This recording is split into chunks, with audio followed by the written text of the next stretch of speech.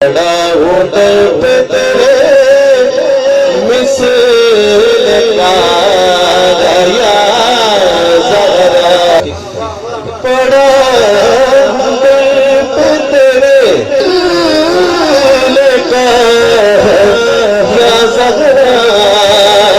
یہ انہوں نے کہا کہ جو خطا کا معنی غلطی کرے وہ مجرم ہے، یہ ان کا اپنا فیصلہ ہے۔ اب ہم آپ کو بتا دیتے ہیں کہ انہوں نے اپنے منہ سے سیدہ طیبہ طاہرہ سلام اللہ تعالی علیہا کے حوالہ سے نہ صرف خطا کا انتصاب کیا بلکہ غلطی کا بھی انتصاب کیا۔ لیجئے سن لیجئے، امکان وقوع کو ہرگز ہرگز ہرگز مستلزم نہیں ہے۔ ہم چلے تھے حضرات صحابہ اور حضرات اہل بیت کی عظمت بیان کرنے، جو اہل سنت کا نظریہ ہے، اور ان باطل استدلالات کی روشنی میں نتیجہ کیا نکلا کہ علیاذ باللہ جانبین کی طرف خطا کا انتصاب کر دیا۔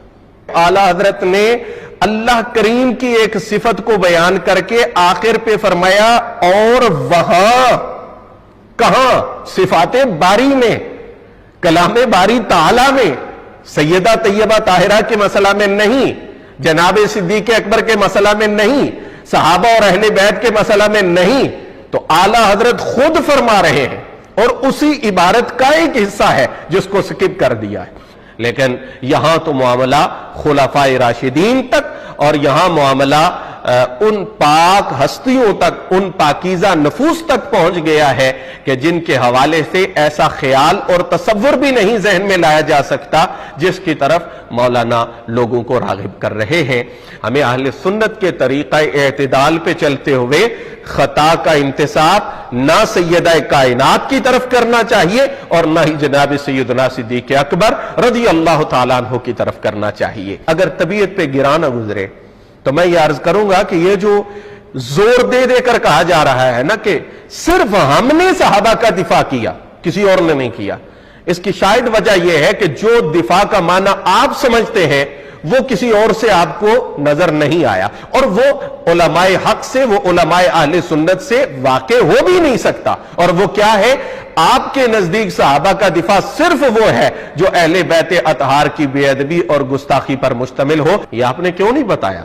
یہ عبارت آپ نے کیوں نہیں پڑھی؟ یہ حصہ آپ نے کیوں ترک کیا؟ خدا کے لیے، خدا کے لیے، اپنے آپ کو محفوظ اور معصوم بنانے کے لیے حضرات نفوس قدسیہ اور پھر انبیاء کرام علیہ السلام کی ذوات اقدس کے جو ادب کے تقاضے ہیں ان کو پائمال نہ کیجیے۔ انہوں نے اس اغلوطہ کو قرآن کریم میں جاری کرنے کی کوشش کی ہے۔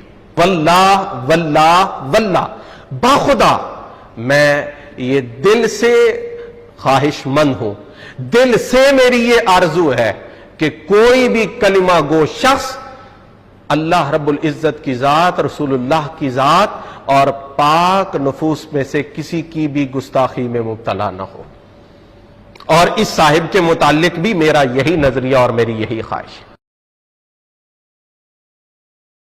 الحمدللہ رب العالمین والصلاة والسلام علی سید الاولین والآخرین وعلی آلہ الطیبین الطاہرین واصحابہ الراشدین الہادین المہتدین، اما بعد فاعوذ باللہ من الشیطان الرجیم، بسم اللہ الرحمن الرحیم۔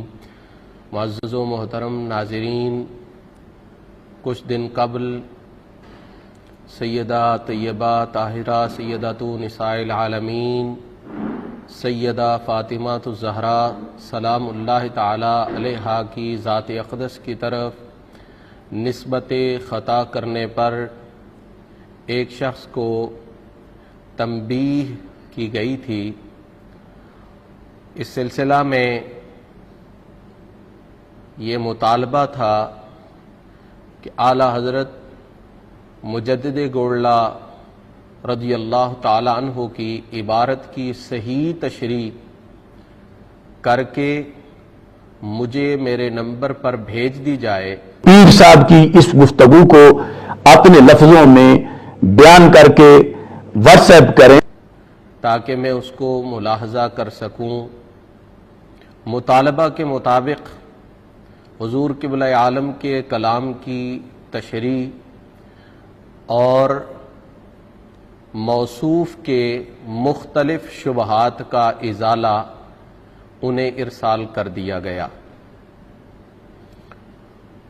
اس بیان میں، اس گفتگو میں ہم نے امکان اور وقوع کی بحث میں اعلی حضرت امام اہل سنت مولانا شاہ احمد رضا خان فاضل بریلی رحمہ اللہ تعالی کی ایک عبارت فتاوی رضویہ سے پیش کی، جس میں موصوف کے اس شبہ کو زائل کیا گیا تھا کہ جب امکان ثابت ہو جاتا ہے تو وقوع ثابت ہوتا ہے۔ وہ عبارت آپ حضرات بار دیگر سماعت فرما لیجئے۔ اعلی حضرت فرماتے ہیں اللہ عز و جل سہون و خطأ بھی صدور کذب سے محفوظ رکھے، مگر امکان وقوعی باقی ہو، یہ مرتبہ اعاظم صدیقین کا ہے۔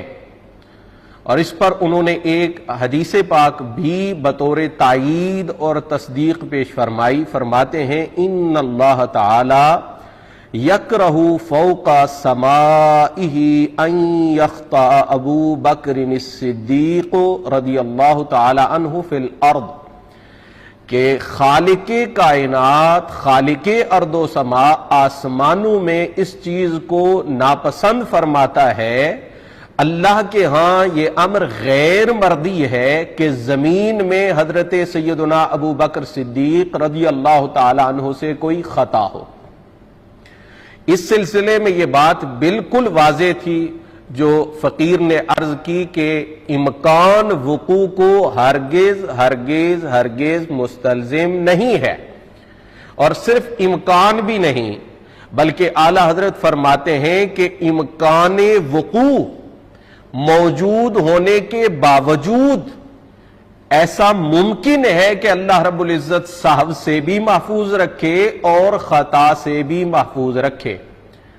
اور پوری دنیا کے اہل اسلام اس بات کا یقین رکھتے ہیں کہ سیدہ طیبہ طاہرہ بالیقین اعاظم صدیقین سے ہیں۔ جب ہیں تو پھر آپ کے حوالہ سے جیسا کہ اعلی حضرت گولڈوی کی عبارت میں امکان خطا کی بات کی گئی، امکان خطا ہو اور اللہ رب العزت آپ کو وقوع الخطا سے بلکہ صحو میں بھی واقع ہونے سے محفوظ رکھے، یہ وہ نظریہ ہے جس کو اعلی حضرت فاضل بریلی رحمہ اللہ تعالی نے بیان کیا ہے۔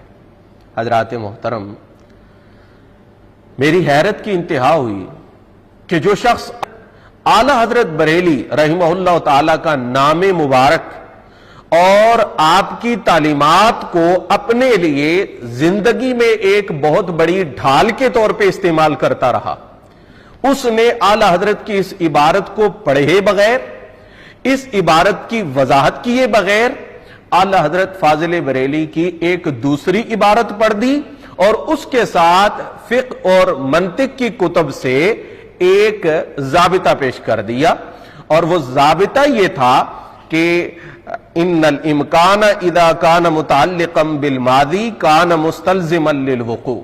ان الامکان اذا کان متعلقا بالماضی، کہ لفظ امکان جب کسی ایسی چیز کے بارے میں بولا جا رہا ہو جس کا وقوع ماضی میں ہو چکا ہے، کان مستلزما للوقوع، تو ایسا امکان جو ہے وہ وقوع کو مستلزم ہوگا۔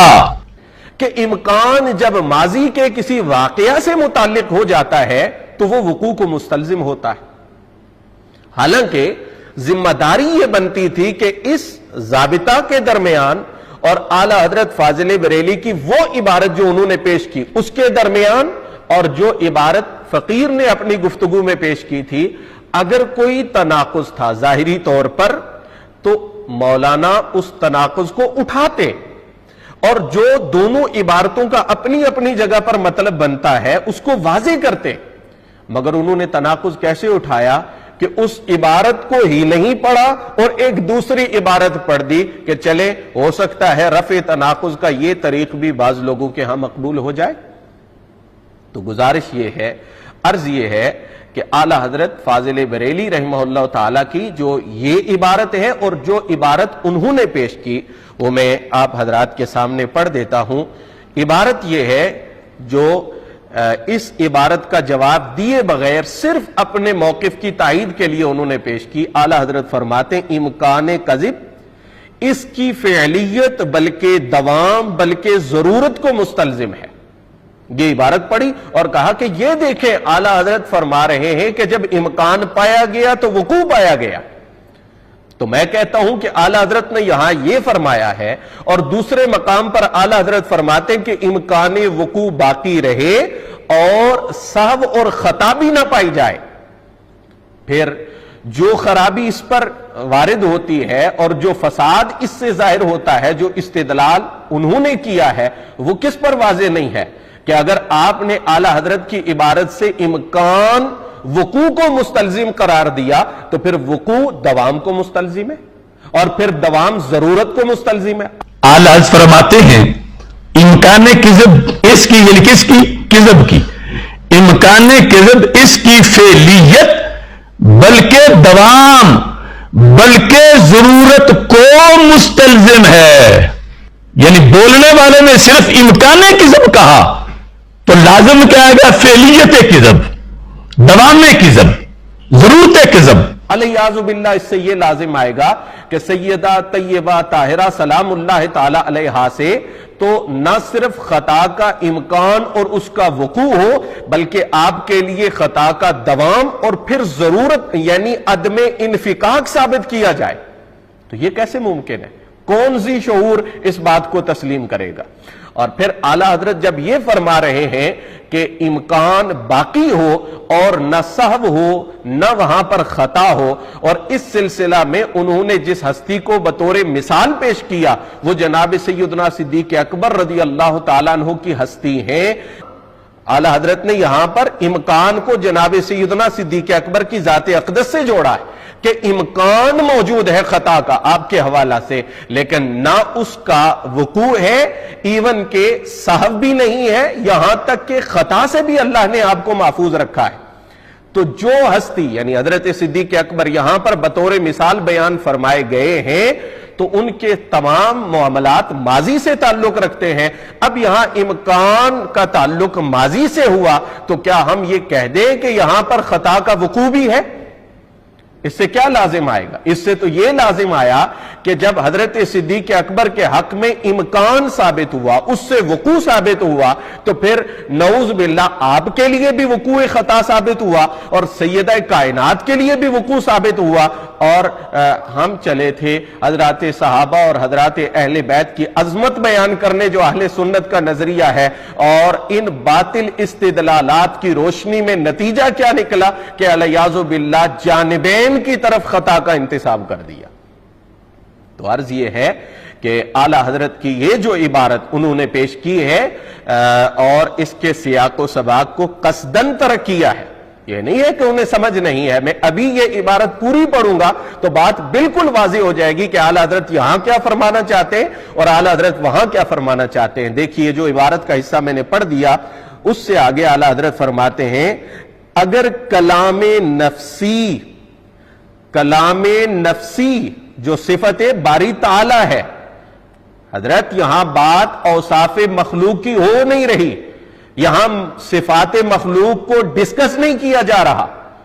فرمایا کہ اللہ جل وعلا کی صفت کلام نفسی ازلی ابدی واجب للذات مستحیل التجدد کذب پر مشتمل نہ ہو تو کلام لفظی کا کذب ممکن نہیں ورنہ وجود دال بلا مدلول یہ اعلی حضرت ہے یا کذب دال مع صدق المدلول لازم آئے گا اور یہ دونوں بالبداہت محال.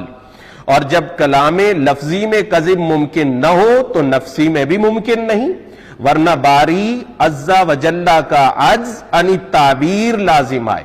تو لا جرم امکان کذب ماننے والا اپنے رب کو واقعی کاذب مانتا ہے اور اس کے کلام نفسی میں کذب موجود بالفعل جانتا ہے اور وہاں فعل و دوام و وجوب متلازم.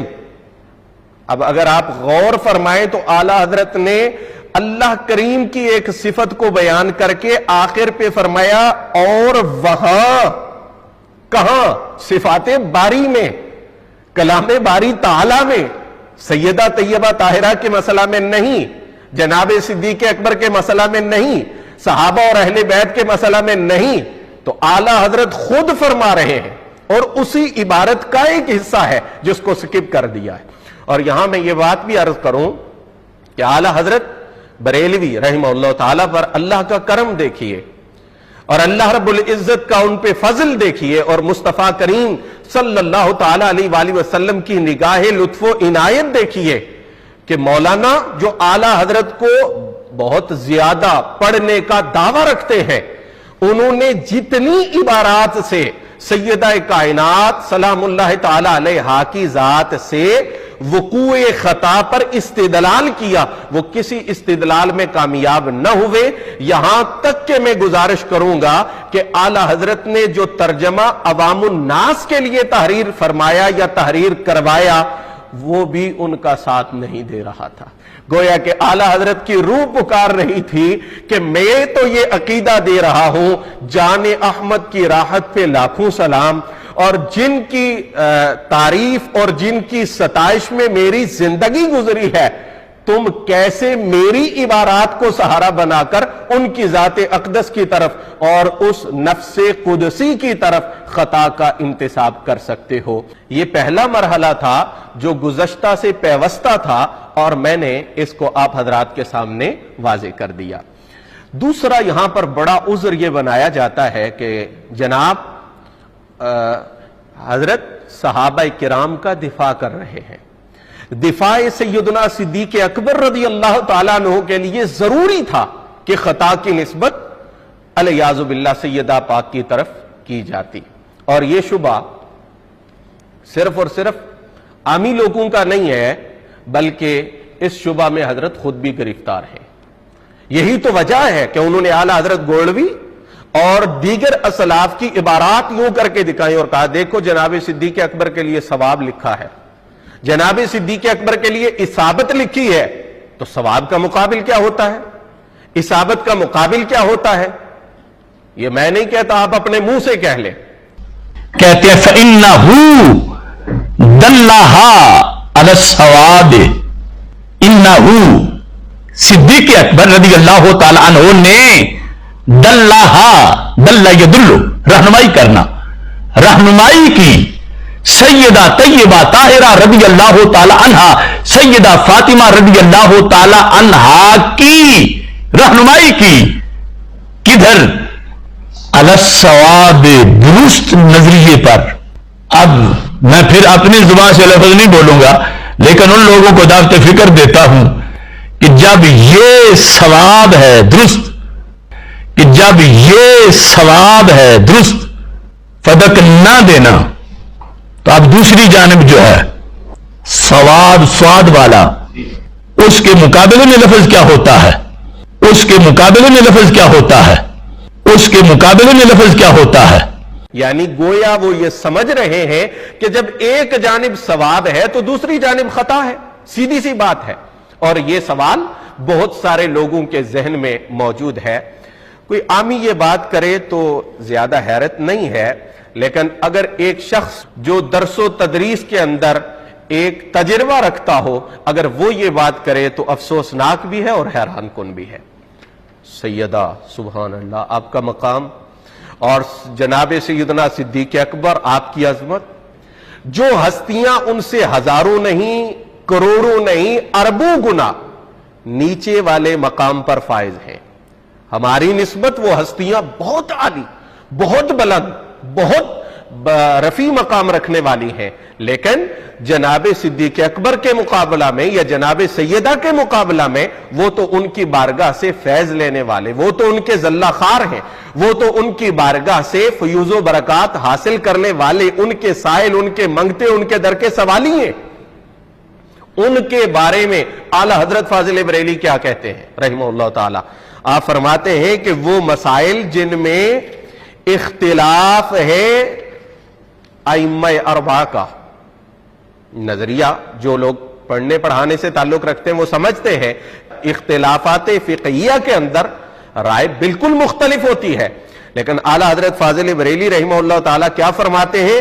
فرمایا مسائل اختلافیہ ائمہ میں حق دائر ہوتا ہے اور کسی کو یقیناً خطا پر نہیں کہہ سکتے۔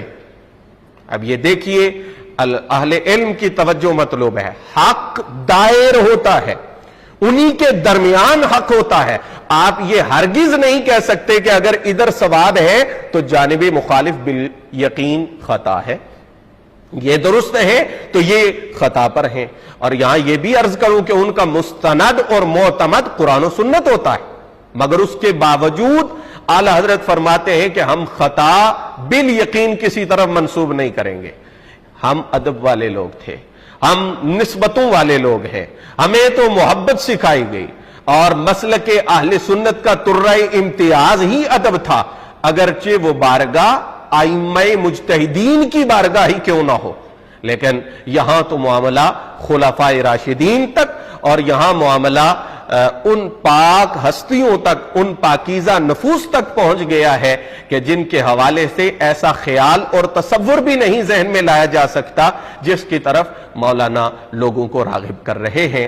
تو میں یہ عرض کروں گا کہ بجائے اس کے کہ ہم جناب صدیق اکبر کے دفاع میں جناب سیدہ کی طرف خطا کا انتساب کریں اور جناب سیدہ کے دفاع میں جناب صدیق اکبر کو خطاوار یا آپ کی طرف خطا کا انتساب کریں، ہمیں اہل سنت کے طریقہ اعتدال پہ چلتے ہوئے خطا کا انتساب نہ سیدہ کائنات کی طرف کرنا چاہیے اور نہ ہی جناب سیدنا صدیق اکبر رضی اللہ تعالیٰ عنہ کی طرف کرنا چاہیے۔ لہٰذا یہ بالکل ایک بہت بڑا مغالطہ اور شبہ ہے کہ تحفظ اہل بیت کے لیے صحابہ کرام کی گستاخی اور بے ادبی علیہ باللہ لازم ہے، یا تحفظ صحابہ کرام کے لیے اہل بیت اطہار کی گستاخی لازم ہے۔ اگر طبیعت پہ گرا نہ گزرے تو میں یہ عرض کروں گا کہ یہ جو زور دے دے کر کہا جا رہا ہے نا کہ صرف ہم نے صحابہ کا دفاع کیا، کسی اور نے نہیں کیا، اس کی شاید وجہ یہ ہے کہ جو دفاع کا معنی آپ سمجھتے ہیں وہ کسی اور سے آپ کو نظر نہیں آیا، اور وہ علماء حق سے، وہ علماء اہل سنت سے واقع ہو بھی نہیں سکتا۔ اور وہ کیا ہے؟ آپ کے نزدیک صحابہ کا دفاع صرف وہ ہے جو اہل بیت اطہار کی بے ادبی اور گستاخی پر مشتمل ہو، وگرنہ صحابہ کرام کا دفاع مکمل ہی نہیں ہوتا۔ اگر ہو جاتا تو آپ دفاع صدیق اکبر کے لیے سیدہ کائنات کی طرف خطا کے انتساب کو لازم نہ گردانتے۔ تو اس سے اگلا مرحلہ یہ ہے، اور اس میں انتہائی افسوسناک صورتحال ہے کہ کہاں سے چلے اور کہاں تک صورتحال پہنچ گئی۔ مسئلہ تو یہ تھا کہ سیدہ کائنات کی طرف خطا کا انتساب نہ کیا جائے، لیکن سیدہ کائنات کی طرف خطا کا انتساب کر کے معافی کی طرف آنے کی بجائے، توبہ کی طرف آنے کی بجائے، رجوع اللہ کی طرف آنے کی بجائے جب اپنی غلطی کا دفاع کرنے کی کوشش کی تو معاملہ عصمت انبیاء تک جا پہنچا۔ اللہ اکبر! یعنی عصمت انبیاء کے حوالہ سے لوگوں کے ذہنوں میں شکوک و شبہات پیدا کرنا شروع کر دی، اور وہی کام کیا جس طرح کہ اعلیٰ حضرت گولوی کی عبارت پیش کر کے سیدہ کائنات کے حوالے سے لوگوں کو مس گائیڈ کیا، یہی معاملہ حضرات انبیاء کرام علیہ السلام کے حوالے سے بھی کر دیا۔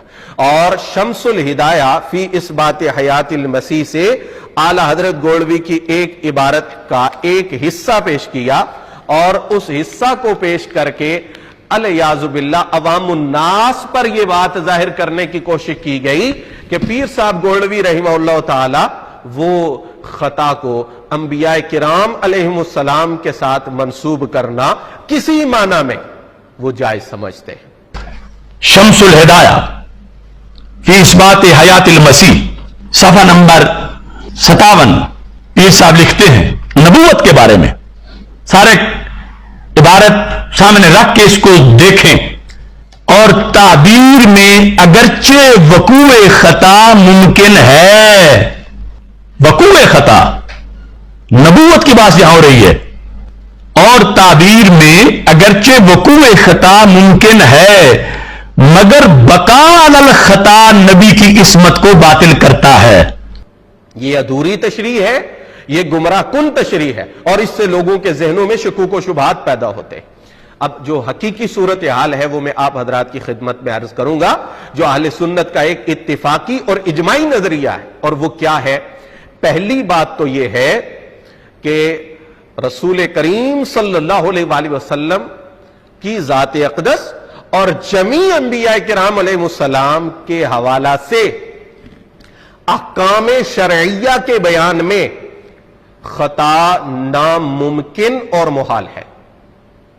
یہ بنیادی بات سمجھ لیجئے کہ جو احکام شرعیہ ہیں کسی لحاظ سے بھی ان میں نبی سے خطا کا صدور ناممکن ہے، محال ہے۔ اعلی حضرت گولوی رضی اللہ تعالیٰ عنہ کو پڑھنے کا آپ نے دعویٰ کیا ہے، واللہ یعصمک من الناس میں قبلہ عالم گولوی رضی اللہ تعالیٰ عنہ نے عصمت فی بیان احکام شریعت کو اگر بیان کیا ہے تو آپ کے یہ علم میں ہونا چاہیے۔ اب اس پر ایک دوسرا حوالہ میں ذکر کرتا ہوں، وہ اعلی حضرت بریلی رحمہ اللہ تعالیٰ کے فتاوی رضویہ سے ہے، جس کے اندر انہوں نے یہ عقیدہ بیان کیا ہے کہ احکام شرعیہ کے بیان میں نبی سے خطا کا احتمال وہ کسی صورت میں بھی نہیں ہے۔ یہ غلط ہے کہ جی خطا صرف خطا کہہ کر اور اس کی تفصیلات کو چھوڑ کر، اس کے درجات کو چھوڑ کر یہ ذہنوں میں ڈالنے کی کوشش کی گئی کہ جب انبیاء کی طرف یہ لفظ منسوب ہو سکتا ہے تو پھر دیگر ہستیوں کا معاملہ تو بعد میں آتا ہے۔ اب اعلی حضرت فرماتے ہیں وَقَانَ صلی اللہ تعالی علیہ وآلہ وسلم معصوماً عن الخطأ فی الدین۔ واضح طور پر یہ عقیدہ بتا دیا، اس میں کوئی بہام نہیں ہے کہ دینی احکام، شرعی احکام کو بیان کرنے میں نبی معصوم ہوتا ہے، اس سے کوئی خطا نہیں ہو سکتی، خطا کا صدور بھی ممکن نہیں ہے اور خطا کا امکان بھی یہاں پر موجود نہیں۔ اب یہی بات اعلی حضرت گولوی رحمہ اللہ تعالیٰ کی وہ تعلیمات جن کی طرف میں نے اشارہ کیا اور جس آیت مبارکہ کے حوالے سے میں نے اشارہ کر دیا، اس میں آپ کو بآسانی مل جائے گا۔ اب دوسری بات ہے مکاشفات تفصیلیہ کی۔ حضور نبی کریم علیہ السلام کے مکاشفات تفصیلیہ، جن میں حضور کو مشاہدہ اور مکاشفہ میں تفصیلات سے آگاہ کر دیا، اس میں خطا کا امکان رسول کریم صلی اللہ علیہ وآلہ وسلم کی ذات سے، یعنی مکاشفات تفصیلیہ کے اندر یہ کیا ہے؟ یہ آپ نے کیوں نہیں بتایا؟ یہ عبارت آپ نے کیوں نہیں پڑھی؟ یہ حصہ آپ نے کیوں ترک کیا؟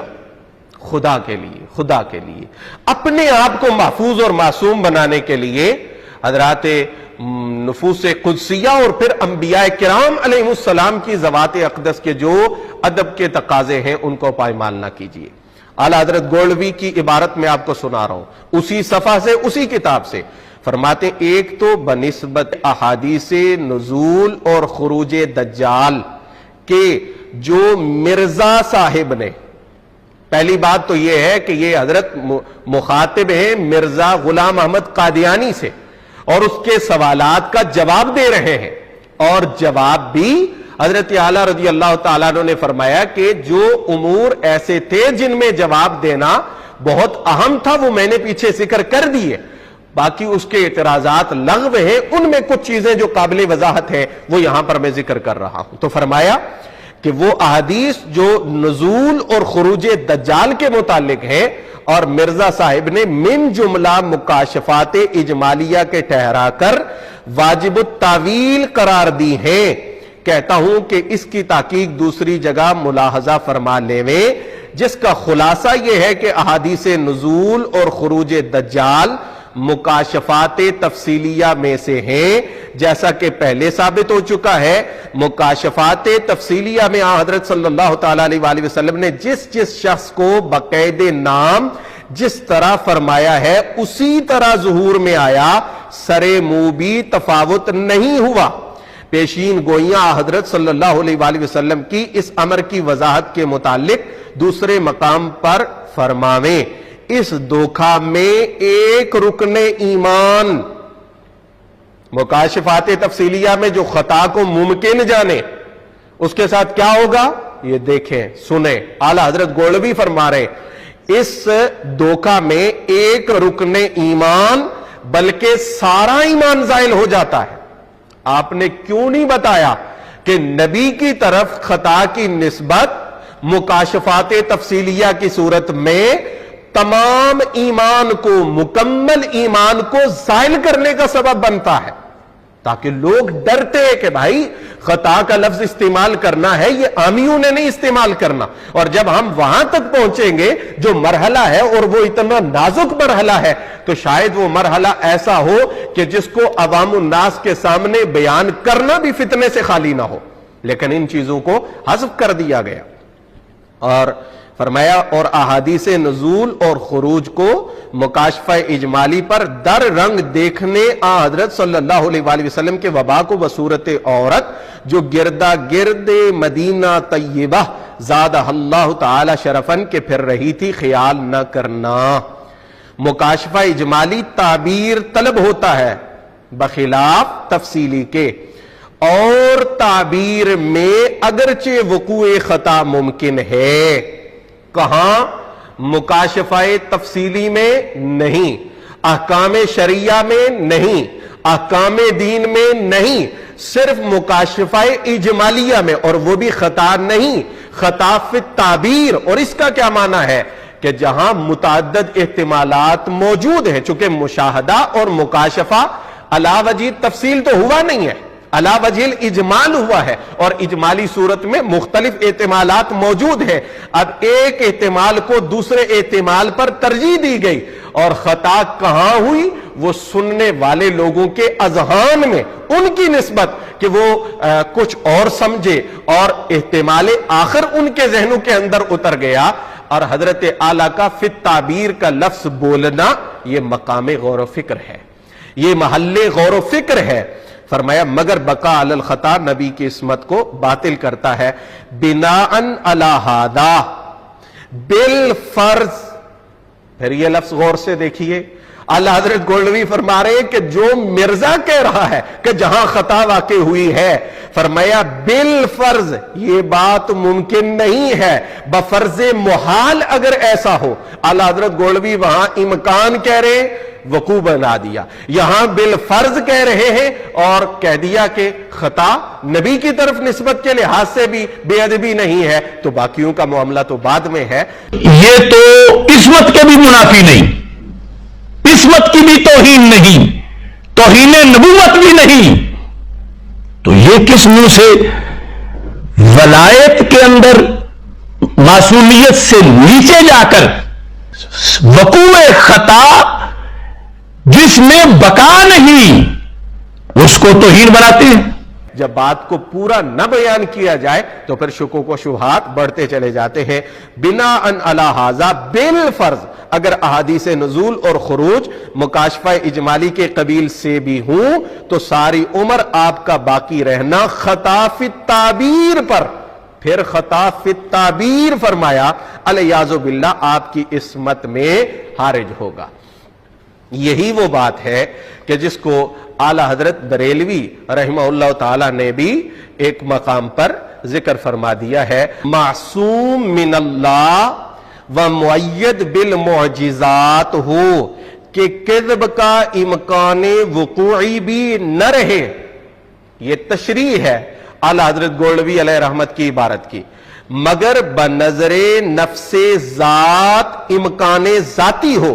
یہ رتبہ حضرات انبیاء و مرسلین علیہم السلام اجمعین کا ہے، یعنی باقی تمام تر خطا کے احتمالات کی نفی کر کے ایک وہ مقام جس کو عوام میں خطا کہنا بھی درست نہیں ہے، اس کو لے کر صرف اور صرف اپنے موقف کو تقویت دینے کی کوشش فرمائی ہے۔ میں پھر توجہ دلاؤں گا کہ اللہ رب العزت کی رضا کے لیے حق کو تسلیم کرنے میں ہی عافیت ہے۔ اب اس کے بعد انہوں نے منطق کی کتب سے مغالطہ عامت الورود وارد کر دیتے تو ہمیں اتنا تعصف نہ ہوتا کہ یہ چلتا رہتا ہے کہ ہر مدعا جو ہے اس کو آپ اغلوطہ عظیمہ کے ذریعے ثابت کر سکتے ہیں۔ لیکن انہوں نے اس اغلوطہ کو قرآن کریم میں جاری کرنے کی کوشش کی ہے. میں بالکل واضح کروں گا، اور میں اگر اس حوالے سے ان کا کوئی اعتراض ہوگا تو میں پوری ذمہ داری سے یہ بات عرض کر رہا ہوں کہ مغالطہ عامۃ الورود کو قرآن کریم میں انہوں نے جاری کیا. چند مقامات پڑھے اور پڑھ کر نتیجہ یہ نکالا کہ کوئی بات ایسی ہوتی ہے جو کہنا ٹھیک نہیں ہوتی مگر کہنا پڑتی ہے. انطباق نہیں کیا. اب اس سے تو کوئی بندہ کوئی بات کہہ دے اور پھر قرآن لے کے آ جائے کہ دیکھو یہ بات بنتی تو نہیں ہے لیکن قرآن نے کہی ہے، لہذا میں بھی جو کہوں، چونکہ انطباق نہیں ہے. یہ بات سمجھیے گا. انطباق کرتے تو پھر ہم اس کے حوالے سے اور تبصرہ کرتے، یا وہ بات قابل تسلیم ہوتی تو اس کو تسلیم کیا جاتا.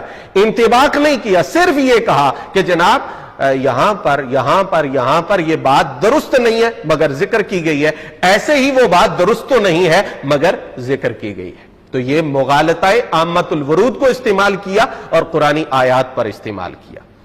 دوسری بات یہ ہے، اگر وہ کہیں کہ نہیں میں نے انطباق کیا ہے تو نہیں کیا. اگر کرتے تو کیسے بنتا تھا؟ انطباق کی صورت یہ تھی کہ وہ یہ کہتے کہ سیدہ طیبہ طاہرہ سلام اللہ تعالی علیہا کی طرف خطا کی نسبت میں نہیں کر رہا، جیسا کہ انہوں نے یہاں پر کہا کہ علی قولکم، یہ قرآن کریم کی ان آیات مبارکہ کے الفاظ مبارکہ کے معنی علی قولکم کے مطابق تشریح کیے جائیں گے، ان کی شرح علی قولکم کے مطابق کی جائے گی. یا تو وہ یہ کہتے کہ حضرت سیدہ کائنات کی طرف خطا کی نسبت علی قولکم. میں پوچھتا ہوں یہ قولکم کم سے مراد کون ہے؟ کس نے نسبت کی ہے کہ آپ علی قولکم کہہ کر سیدہ کائنات کی طرف نسبت کر رہے؟ اگر روافض ہیں تو ان کے ہاں یہ نہیں ہے، اگر اہل سنت ہیں تو ان کے ہاں بھی یہ نہیں ہے. لہذا انطباق کیے بغیر سیدہ کائنات کی طرف جو خطا کی نسبت کی ہے اس کو درست ثابت کرنے کے لیے انہوں نے ان آیات مبارکہ کو مغالطہ عامۃ الورود کے طور پر پیش فرمایا. لیکن یہ آیات بھی ہرگز ان کا ساتھ نہیں دے رہی. میں بالکل اختصار کے ساتھ یہ عرض کروں گا. ایک آیہ مبارکہ جزاء سیئۃ سیئۃ، یہاں تک انہوں نے مفہوم بیان کر دیا کہ جو سیئہ کے مقابلہ میں ہے، سیئہ ہے وہ تو حسنہ ہے، لیکن قرآن نے اس کو سیئہ کہا ہے. تو میں عرض کروں گا ایک تو بات یہ ہے کہ آگے مثلھا ہے، اور جو سیئہ ہے وہ حسنہ کی مثل نہیں بن سکتی. اور دوسری بات یہ ہے کہ یہاں پر مفسرین نے ذکر کیا ہے کہ دوسری سیئہ کو سیئہ کہنا یہ مجاز ہے. آپ نے یہ بیان کیا کہ حضرت سیدہ کی طرف آپ خطا کا لفظ مجازن منسوب کر رہے ہیں؟ آپ نے تو نہیں کہا کہ یہ مجاز ہے، اصل معنی تو فلاں تھا لیکن یہ مجاز ہے. دوسری بات یہ ہے کہ مفسرین نے یہ بھی ذکر کیا ہے کہ یہاں سیئہ کو ذکر کرنا وہ نکتہ سے خالی نہیں ہے. اور وہ نکتہ کیا ہے؟ وہ نکتہ یہ ہے کہ اگر معاف کر دیا جائے تو بہتر ہے. میں اس کی وضاحت ناظرین پہ اور سامعین پر چھوڑتا ہوں چونکہ بات بالکل واضح ہے. دوسری آیہ مبارکہ میں اجرمنا کے لفظ سے استدلال کیا اور پھر خود ہی کہا کہ آقا کریم علیہ الصلوۃ والسلام پھر اصحاب رسول صلی اللہ تعالی علیہ وآلہ وسلم و رضوان اللہ تعالی علیہم اجمعین کے لیے اجرمنا کا لفظ استعمال کیا جا رہا ہے مگر علی قولکم. کیوں آپ الجھا رہے ہیں لوگوں کو؟ یہ ماضی میں ترجمہ قرآن کے ساتھ یہ معاملات ہوئے اور جس سے بہت بڑے فتنوں کا دروازہ کھلا. آپ یہ وضاحت کیوں نہیں کرتے کہ بالفرض والمحال اگر یہ جرم ہو تو پھر تم اس کے جواب دے نہیں ہو، ہم اس کے جواب دیں، تاکہ قرآن میں جہاں باقی آیات میں بالفرض والمحال کہہ کر مسئلہ سمجھانے کے لیے یہ توضیح اور تشریح کی جاتی ہے وہ یہاں پر بھی لوگوں کے ذہن میں ہوتی. اور تیسرا مقام تو حیران کن ہے. انہوں نے پیش کیا کہ حضرت جناب ابراہیم علیہ السلام نے کہا قال ھذا ربی، ھذا ربی. اب اگر اس پر وہ اعلی حضرت کا ترجمہ پیش نہ کرتے، لیکن انہیں پیش کرنا تھا چونکہ اعلی حضرت کی یہ کرامت ظاہر ہونی تھی کہ میرا ترجمہ جو عوام الناس کے لیے لکھا گیا ہے وہ بھی اس شخص کا ساتھ نہیں دے رہا. اگر یہ ترجمہ پیش نہ کرتے تو شاید بہت سارے احتمالات اور اقوال مفسرین سے وہ کوئی اپنی بات بنانے کی کوشش کر لیتے، لیکن اعلی حضرت نے جو اس کا ترجمہ کیا ہے قربان جائیے. کیا خوبصورت ترجمہ کیا اور خوبصورت انداز ہے کہ مفسرین کرام نے جو احتمالات ذکر کیے ہیں ان میں سب سے اعلیٰ احتمال لیا, اور اردو کا تسلسل وہ اپنی مثال آپ ہے.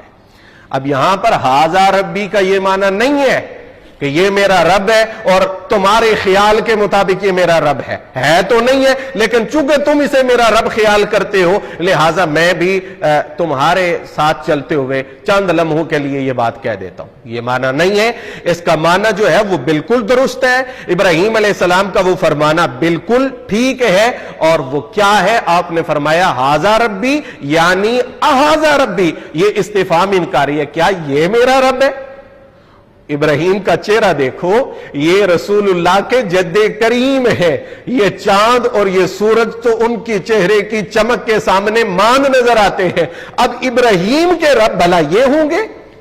چاند اور سورج تو ان کے شہزادے سے حسن کی خیرات لیتے ہیں. تو صحیح فرمایا اھذا ربی, بے وقوف ہو, ابراہیم کا رب ان کو بتاتے ہو.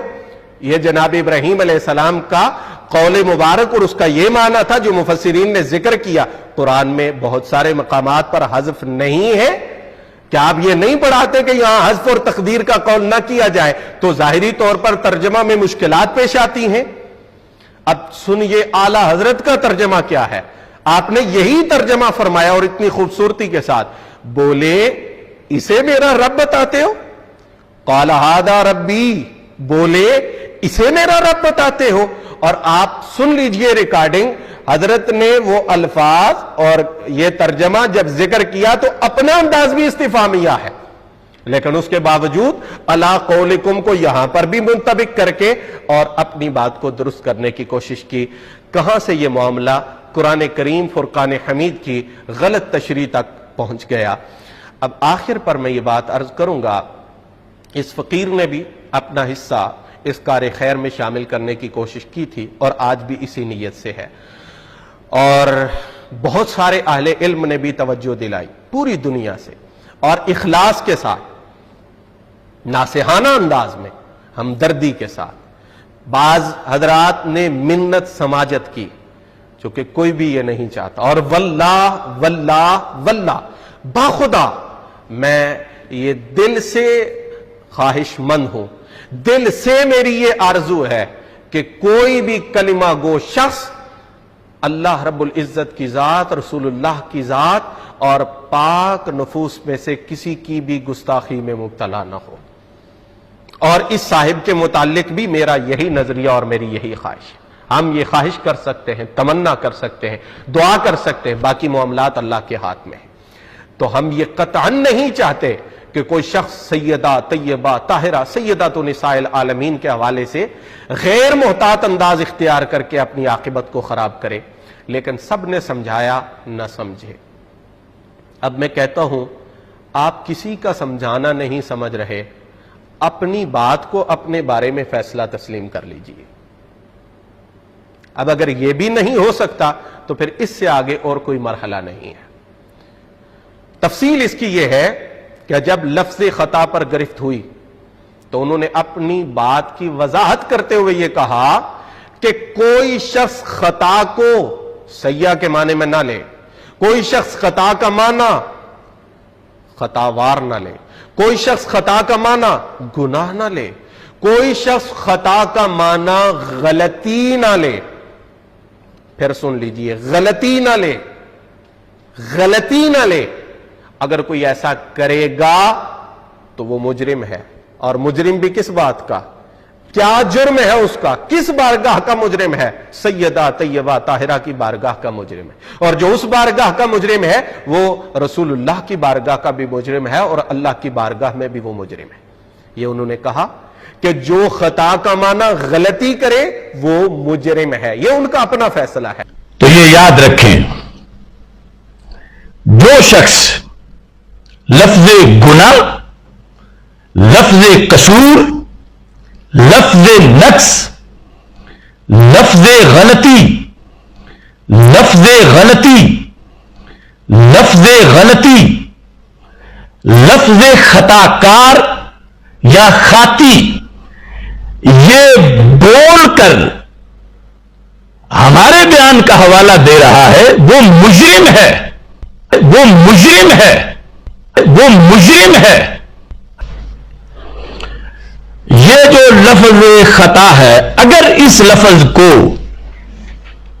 کوئی مترادف سمجھتا ہے، معاذ اللہ، مترادف گناہ کا، غلطی کا، غلطی کا، غلطی کا، سیئہ کا، نقص کا، عیب کا، تو وہ پھر اپنا منہ بند رکھے، کبھی بھی لفظ خطا نہ بولے، تو وہ پھر اپنا منہ بند رکھے، کبھی بھی لفظ خطا نہ بولے۔ غلطی، جرم، قصور، ان لفظوں میں اور لفظ خطا میں زمین و آسمان کا فرق ہے۔ غلطی، جرم، قصور، ان لفظوں میں اور لفظ خطا میں زمین و آسمان کا فرق ہے۔ اب ہم آپ کو بتا دیتے ہیں کہ انہوں نے اپنے منہ سے سیدہ طیبہ طاہرہ سلام اللہ تعالی علیہا کے حوالہ سے نہ صرف خطا کا انتساب کیا بلکہ غلطی کا بھی انتساب کیا۔ لیجئے، سن لیجئے۔ حضرت فاطمہ رضی اللہ تعالی عنہا نے اگر یہ دلیل پیش کی تھی تو پھر بھی معصوم نہیں تھی، غلطی ہو گئی، غلطی ہو گئی، غلطی ہو گئی۔ اب بھی ان پہ توبہ لازم نہیں، اب بھی وہ مجرم نہیں، یہ تو کسی کا فتویٰ نہیں ہے۔ باقی تو اگر ساری دنیا کے لوگ ان کی مخالفت میں ہیں، کیا وہ خود بھی اپنی مخالفت میں یہ فتویٰ دے رہے ہیں؟ کیا جو لوگ یہ کہہ رہے ہیں کہ ہم ان کی حمایت میں کھڑے ہیں، ان کے لیے ان کا اپنا ذاتی فیصلہ بھی ناقابل قبول ہے؟ اتنی سادگی اچھی نہیں ہے، اور یہ آزار اللہ اور اس کے رسول کی بارگاہ میں کسی صورت بھی قابل قبول نہیں ہوں گے۔ تو میرا ان معروضات کو آپ حضرات کی خدمت میں پیش کرنے کے لیے بار دیگر یہ کلپ اور یہ بیان ریکارڈ کروانے میں مطلوب اور مقصود یہ تھا کہ کوئی عذر، کوئی شبہ اگر آڑ ہے رجوع اللہ میں، توبۃ نصوحا کے اندر، تو وہ شبہ زائل ہو جائے، اس بات کا ازالہ کر دیا جائے۔ اللہ جل جلالہ کی بارگاہ میں دعا ہے کہ پروردگار عالم ہمیں اپنے پیارے محبوب کریم علیہ السلام، آپ کی آل امجاد، آپ کے اصحاب کرام اور آپ کی ہر نسبت کی تعظیم اور ادب کی توفیق مرحمت فرمائے، اسی پر ہمیں استقامت نصیب فرمائے، بھولے بھٹکے لوگوں کو راہ ہدایت پہ آنا نصیب کرے۔ والسلام علیکم ورحمۃ اللہ وبرکاتہ۔